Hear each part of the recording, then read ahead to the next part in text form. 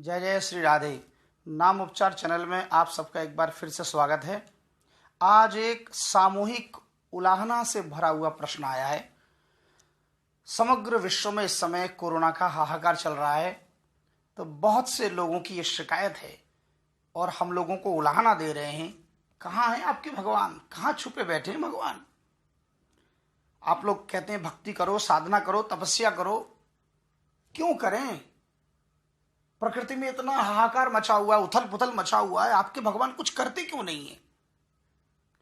ऐसे ही प्रश्न किया था 2013 में, जब वो केदारनाथ में आपदा आई थी, और उससे भी पहले लगभग 22-23 वर्ष पूर्व अमरनाथ में भी जब हजारों लोग काल कवलित हुए थे, बीच में सुनामी भी आया। प्रतिदिन हजारों दुर्घटनाएं घटती हैं। बड़े बड़े मंदिरों में भगदड़ में हजारों लोग मर जाते हैं, कभी रेल दुर्घटना, कभी बस दुर्घटना। तो ये प्रकृति में जो ये विनाश का जो ये तांडव नृत्य चल रहा है, ऐसी स्थिति में भगवान कुछ करते क्यों नहीं है, ये प्रश्न है।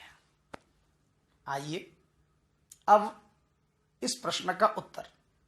यूं तो भगवान ने श्रीमद् भागवत महापुराण में और भगवत गीता में स्पष्ट इन प्रश्नों का उत्तर कई कई बार दे चुके हैं, किंतु मैं भगवत गीता के 5वें अध्याय के केवल एक श्लोक का यहां पर उल्लेख करूंगा, और वह 14वां श्लोक।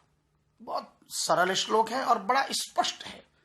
भगवान कहते हैं, न कर्तृत्वम न कर्माणि लोकस्य सृजति प्रभु, न कर्मफल संयोगम स्वभावस्तु प्रवर्तते। एक बात स्पष्ट समझ लीजिए कि न कर्तृत्वम, न तो भगवान किसी के कर्तापन की, न कर्म की और न कर्मफल की रचना करते हैं, इसकी जिम्मेदारी भगवान नहीं लेते।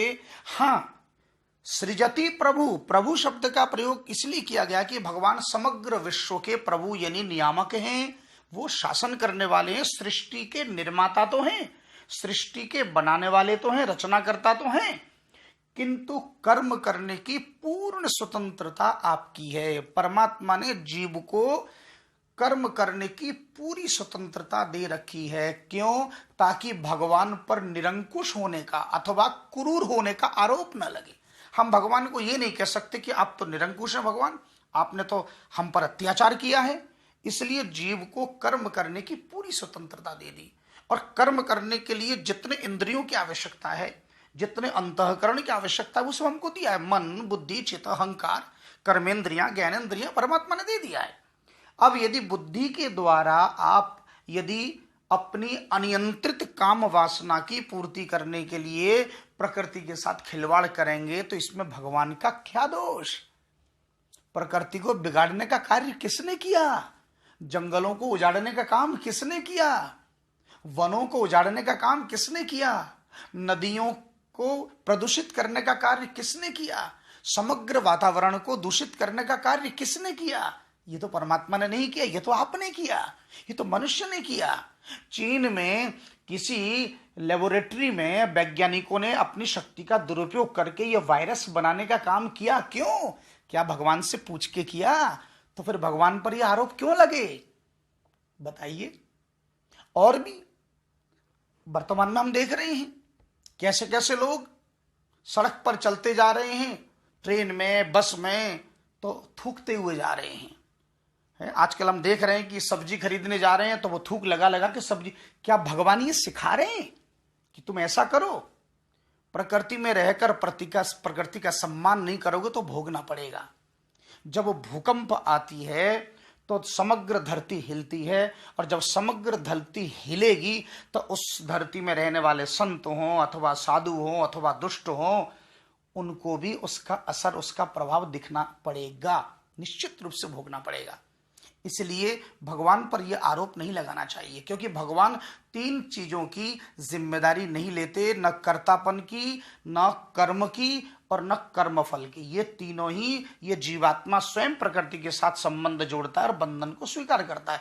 दुख सुख की जिम्मेदारी उसकी अपनी है। तो फिर आप ये प्रश्न करेंगे, तो फिर हम भगवान की भक्ति क्यों करें?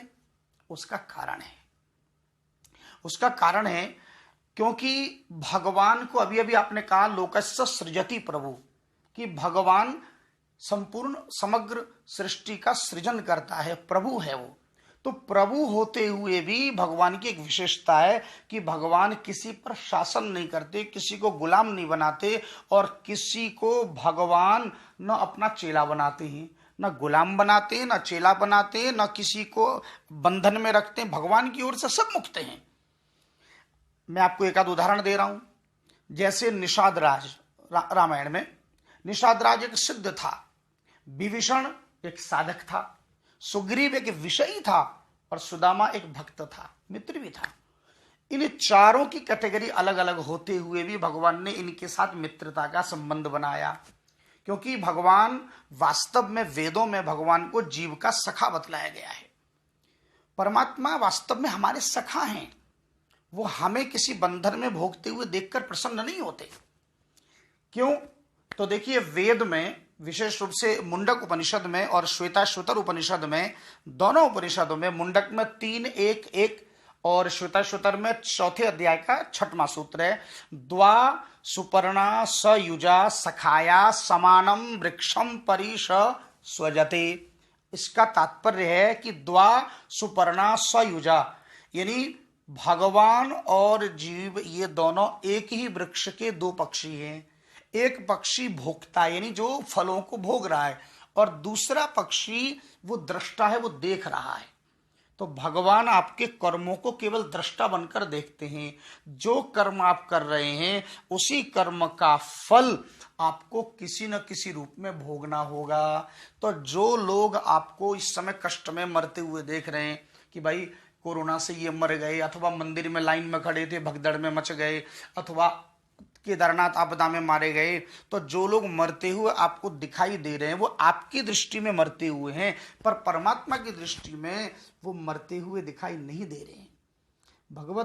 श्रीमद् भागवत में चतुश्लोकी भागवत में भी कहा, ऋतेर्थम यत् प्रतीयेत न प्रतीयत चात्मनि। जो प्रतीत होता है, जो दिखता है, वह है नहीं, और जो है वह दिखता नहीं। इसलिए स्पष्ट वर्णन है, आपने देखा भी होगा। इससे मिलता जुलता एक प्रश्न और भी है कि जैसे बिल्ली में भी भगवान है, चूहे में भी भगवान है, तो फिर ये बिल्ली वाला भगवान चूहे वाले भगवान का बाल वो क्यों कर जाते हैं? यह भी एक विचारणीय प्रश्न है। इस प्रश्न का उत्तर भी यहां प्राप्त हो जाएगा। जो लोग आपको यहां मरते हुए, जैसे केदारनाथ में गए, अथवा बद्रीनाथ गए, अथवा कोरोना से मरने वाले जो लोग हैं, तो आपको दिखने में लगता है कि सब मर रहे हैं, किंतु हो सकता है इन सब का प्रमोशन हो रहा है, अर्थात किसी दूसरे योनि में, किसी दूसरे शरीर में इनका प्रविष्ट हो रहा है और वहां जाना अनिवार्य है। इसका प्रमाण है श्रीमद् भागवत में एक बड़ा सुंदर प्रमाण है भगवान के अपने सगे भाइयों के साथ। एक दिन जब भगवान अपने पूज्य पिता वसुदेव जी से वार्ता कर रहे थे, तो माता देवकी ने चुपके सुन लिया, और उनकी भगवत्ता के विषय में उनको पता चल गया कि मेरा पुत्र तो भगवान है। तो उन्होंने एकांत में अपने पुत्र से निवेदन किया, बेटा कृष्ण, मुझे पता चल गया कि तुम साक्षात नारायण हो। बेटा, कंस के कारागार में तुम्हारे 6 भाइयों को जो कंस ने मार दिया, आज पता नहीं क्यों मेरी ममता, मेरा वात्सल्य उमड़ रहा है, और मेरा एक बार फिर मन कर रहा है कि मैं तुम्हारे भाइयों को एक बार मैं देख लेती तो मेरे दिल में सुकून मिल जाता। एक बार अगर हो सके, तुम तो भगवान हो, तुम मुझे दिखा दो।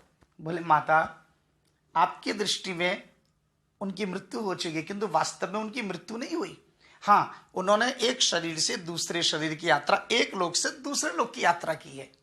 इस समय ठीक इस पृथ्वी से तल, अतल, बितल, सुतल, सुतल लोक में, यानी धरती से चौथे लोक में राजा बलि का लोक है, और राजा बलि के राज दरबार में वो सरकारी ऑफिसर हैं, वो 6 के 6 और राजा बलि के दरबार में सेवा करते हैं। आपकी आज्ञा हो तो मैं अभी उनको लेकर आता हूं। भगवान सुतल लोक गए और बलि से निवेदन करके उन 6 भाइयों को लेकर आए, और उनको शिशु रूप में माता के गोद में अर्पण कर दिया। बोले, माँ, ये रहे तुम्हारे पुत्र। माता ने जी भर के उनको दुग्धपान कराया, जी भर के लाड़ किया। जब माता का मन भर गया कि माँ एक बार अच्छी तरीके से देख लो, और माँ क्षमा करना, मुझे इनको उसी लोक में छोड़ने जाना है, केवल आपके अज्ञान और मोह को दूर करने के लिए ही मैंने आपको ये दर्शन कराने लाया हूँ। तो बोले ठीक है, उनको फिर से एक बार प्रकट करके दिया। बोले देखो ये अब सब दाढ़ी मूंछ वाले हैं, है ना, अब ये आपके लिए छोटे छोटे बालक हैं, पर ये सब राजा बलि के द्वार पर सेवा करते हैं। और भगवान उनको पुनः छोड़ कर आए। इस घटना से यह सिद्ध है कि जो मरते हुए दिखाए, अब बिल्ली ने चूहे को मारा, अब आपके लिए तो लगता चूहा मरा, किंतु वास्तव में वो चूहा मरा नहीं, वो चूहे ने एक लोक से दूसरे लोक की यात्रा कर ली। अब ये इसका निर्णय कौन करेगा? इसका निर्णय ही परमात्मा के हाथ में है, क्योंकि प्रभु हैं। कौन किस लोक में जाएगा वो दृष्टा बनकर उसका निर्णय करते हैं। और भगवान ने ये कहा भगवत गीता के 7वें अध्याय के 22वें श्लोक में भी कहा कि लभते च ततो कामान मय्येव विहितानि तान्। लभते च ततो कामान, अर्थात किस जीव को क्या प्राप्त होगा, मय्येव विहितानि, वो मेरे द्वारा विहित किया हुआ है, परमात्मा ही देने वाले हैं, किंतु कर्म करने की स्वतंत्रता आपकी है। भगवान ने बार बार अर्जुन से कहा तू युद्ध कर, तू कर्तव्य कर्म कर, कौन मरेगा कौन बचेगा इसका निर्णय मेरे पर छोड़ दे। तेरा कार्य है कि तू धनुष उठा और अपने सत्य की रक्षा करने के लिए तू युद्ध कर। अब रही बात ये हाहाकार क्यों, परमात्मा ने ये भेदभाव वाली सृष्टि क्यों बनाई? तो देखो, द्वाभ्याम नेहा इति दुनिया, दो पहिए पर चले इसलिए उसको दुनिया कहते हैं। अब आप ही बताइए, अगर केवल दिन ही दिन बनाते तो फिर रात्रि की शीतलता का बोध कैसे होता? अगर केवल विष ही विष बनाते तो अमृत का आनंद लोग कैसे ले पाते? अगर पुष्प ही पुष्प बनाते और कांटे नहीं बनाते तो पुष्प के सौंदर्य की अनुभूति कैसे होती? अगर केवल पतझड़ ही पतझड़ बनाते तो बसंत ऋतु की सुहावना या बसंत ऋतु की जो सुहावनी मौसम का आनंद कैसे लेते? इसलिए ये प्रत्येक वस्तु के दो पक्ष हैं और इन्हीं दो पहियों पर चलने के कारण इसको दुनिया कहते हैं। अब ये जीव पर निर्भर करता है कि न्याय अन्याय, धर्म अधर्म, सत्य असत्य, पाप और पुण्य, इसका अधिकार भगवान ने जीव को दिया कि तुम अपनी बुद्धि और विवेक से ये निर्णय करो कि तुम न्याय के पथ पर चलोगे कि अन्याय के पथ पर चलोगे, धर्म के पथ पर चलोगे कि अधर्म के पथ पर चलोगे, सत्य के पथ पर चलोगे कि असत्य के पथ पर चलोगे। इसका निर्णय आपको दिया, आप बुद्धि और विवेक से विचार कीजिए। सत्कर्म करोगे तो अच्छा आपको फल प्राप्त होगा, और अगर असत कार्य करोगे तो फिर आपको निम्न योनि में जाना ही होगा। तो ये पाप और पुण्य का चक्कर चल रहा है। और इस समय सृष्टि का ये एक प्रकार से क्या कहना चाहिए, प्रकृति का अपडेट हो रहा है। देखिए ना, अगर ये कोरोना महासंकट के चलते समग्र विश्व में इस समय लोग किस प्रकार प्रकृति के साथ जो खिलवाड़ किए थे, आज वो प्रकृति बिल्कुल परिशुद्ध हो रही है। हरिद्वार में हमारे गंगा जल देखिए, आहा, बिल्कुल निर्मल है, ताजी हवा, ऑक्सीजन, सब कुछ मानो ऐसा लगता है जैसे धरती स्वर्ग बन गई हो।